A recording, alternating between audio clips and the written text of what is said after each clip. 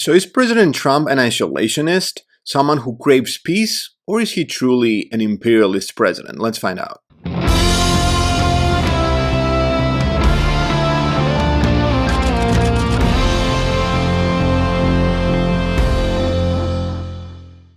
Hello everybody, my name is Stavros. I'm a professor of international relations and an advocate for democracy. You're with me on Black Flag Media. We speak the truth here, the way we see it, not the way some people would like to present it. So in that regard, I would like to truthfully talk a little bit about Donald Trump, his first term, and what do we think is going to happen from this point onward, because this is a president who truly, he has been advocating for stopping wars and that he doesn't want to be included in wars abroad. But truth be told, he is interested in targeted assassinations, the way that he took out the leader of ISIS, Abu Bakr al-Baghdadi, the way that he assassinated the leader of the Quds Force of Iran, Iran's Revolutionary Guards, Qasem Soleimani. At the same time, he didn't take the US from the various conflicts around the world. He set the stage for the deal that Biden made at the end with the Taliban, but Trump wasn't the one that took out the troops from the country. So yes, he was against interventions. He was against new wars. He didn't do any new war. He didn't initiate it. But let's try and find out what his outlook is going to be, because he's talking about many things that are truly imperialistic. But interestingly, he's targeting the allies of the U.S. So it seems like the first target in this president's appetite is Europe, other traditional allies of the so-called Western Alliance. Obviously, I'm talking about Canada. The president mentioned that he would like to have Canada as the 51st state. Then he talked about Greenland. This is a dominion of the Kingdom of Denmark, and he would like to take this from Denmark, by paying Denmark, or if that doesn't work, he said that the military option is still on the table. Again, Denmark is a traditional ally of the U.S., a member of NATO, even. Really imperialistic stuff. You think about it. Also, he mentioned Panama, another interesting development regarding control of the central part of the Americas. So he is mentioning some things that are really interesting. Also, domestically, he's really empowered this time around, right? So we see him, pushing forward his anti-immigration agenda, controlling the border agenda. He has been successful in that regard. There were some problems in his in the first presidential executive orders that he signed. Specifically, I'm talking about the birthright citizenship that he tried to block. But unfortunately for him and his policies, the amendment, the 14th Amendment of the U.S. Constitution clearly states that anybody who is born in the U.S. becomes naturalized as a citizen. So a federal court blocked this executive order altogether.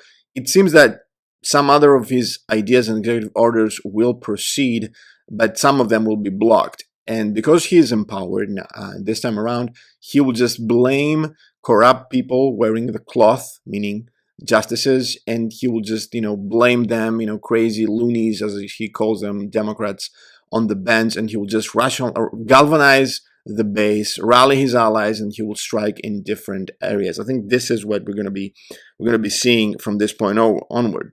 Interestingly, it seems that he really wants the U.S. to be a superpower, but not a benign one. So he wants to abandon the so-called liberal beacon of the West narrative of the U.S. after the 1945 establishment of international relations and organizations. After the end of World War II, the U.S. created these institutions like the UN, the World Bank, the World Trade Organization, the International Monetary Fund, all of these organizations. But according to Trump's view of the world right now, he still wants to, America first. Obviously, he wants to be the dominant force globally, but he doesn't want to be constrained from these constraints. These are shackles of the past, according to this ideology. So his new ideology is: we don't want norms, we don't want political correctness, we don't want the bureaucracy. We want to unleash American greatness, go to the Mars, and we need to dominate. So the same time that other forces in the world are trying to create a multipolar world, such as China, Russia, other countries from the BRICS alliance, this is a U.S. president who wants to, recreate the U.S. as a hegemon in a unipolar world. Let's see if this happens. But at his inaugural speech, I have here in my notes, he said that we're taking back the Panama Canal, for instance, because we must be a growing nation. We need to increase our wealth and expand our territory. This is really imperialistic. This is really not isolationist. This is expansionist, aggressive foreign policy, clearly expressed by the president of the U.S.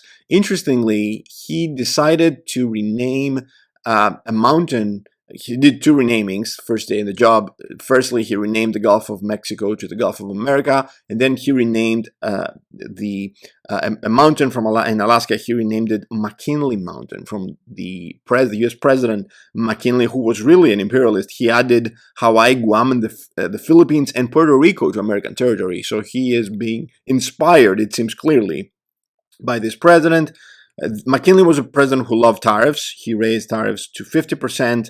And he was backed at the time by major bankers and financiers such as J.P. Morgan, John D. Rockefeller, donated more than $80 million at the time to McKinley's campaign. So this is, I guess, a person with many parallels to Trump's vision, I guess, being backed by the super elite, the super rich, and then expanding.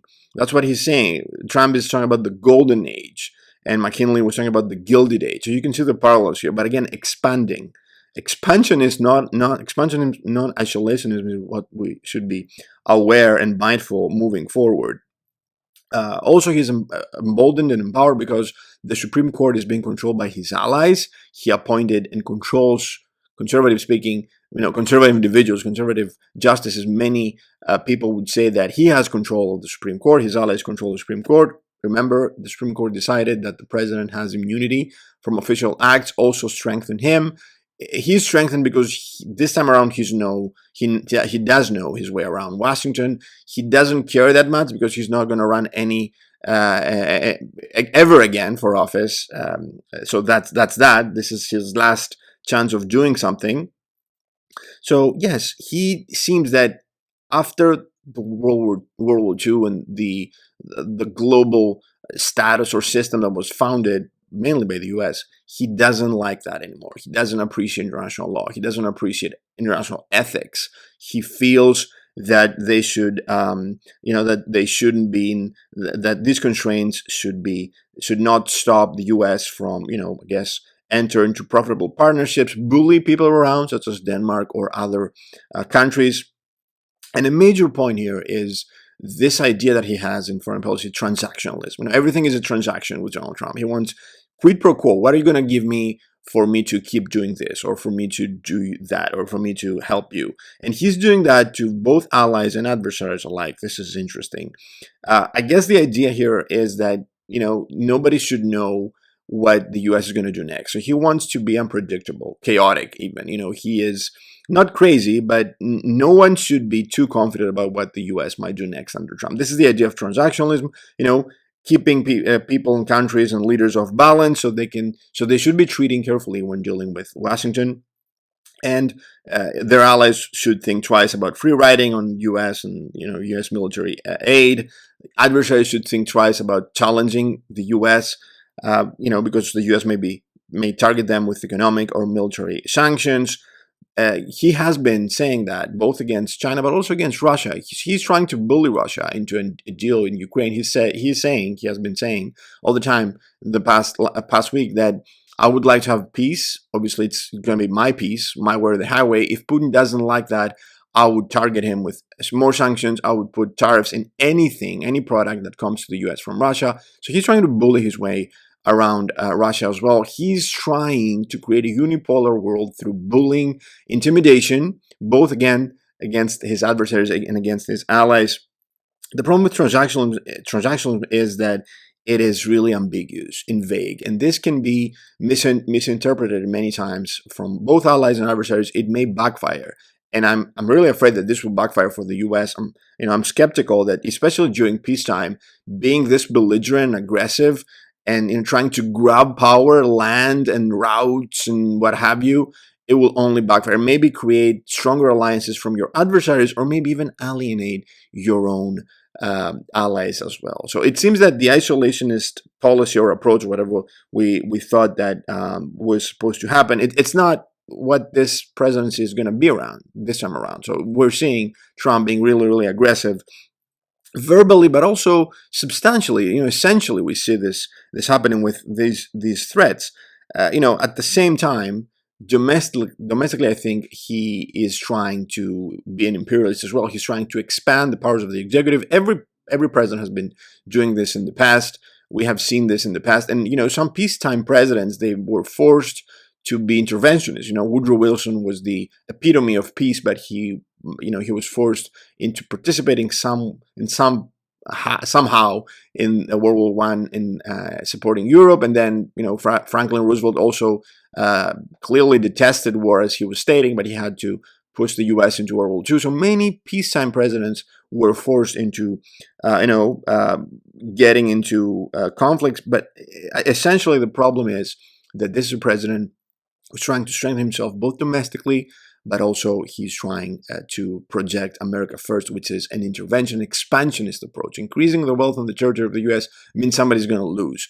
And he begins, by getting some chunks from his allies. It seems that this is going to be easier for him. But let's see how his allies respond to that. Let's see how EU can respond to that. The EU is weakened right now. We have President Macron is weakened. He lost any possible election. The Chancellor of Germany, Olaf Scholz, is an outgoing chancellor. Everybody's weakened. He has allies in Europe, like Meloni in Italy, Orban in Hungary, and Fico in Slovakia. So he has some allies.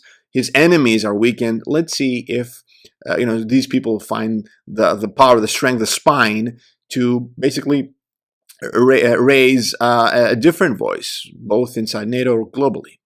And this is it for today, guys. I would like to thank you for watching this video. If you did like this video, like and subscribe. There's going to be more videos like this coming, analysis, I would say. So keep raising the flag, keep raising the black, and I'll see you in the next one. Thank you.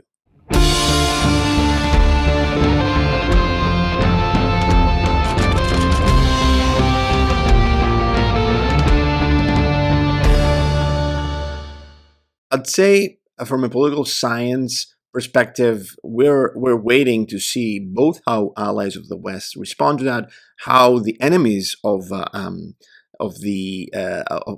Washington respond. Like we saw how Putin and Xi are trying to coordinate the reaction to this imperialist president, but also we're trying to see how domestic politics work in the U.S. We have both the courts and the bureaucracy. Congress is being controlled in a way by the Republicans. Let's see if that sticks. But the bureaucracy has some major ways to delay actions and executive initiatives by the president, but also the court. So let's see if that sticks. I guess we're trying to see whether the so-called checks and balances in the U.S. Constitution will stick. If they don't, this will be a really empowered and strengthened president, and we'll see what happens globally.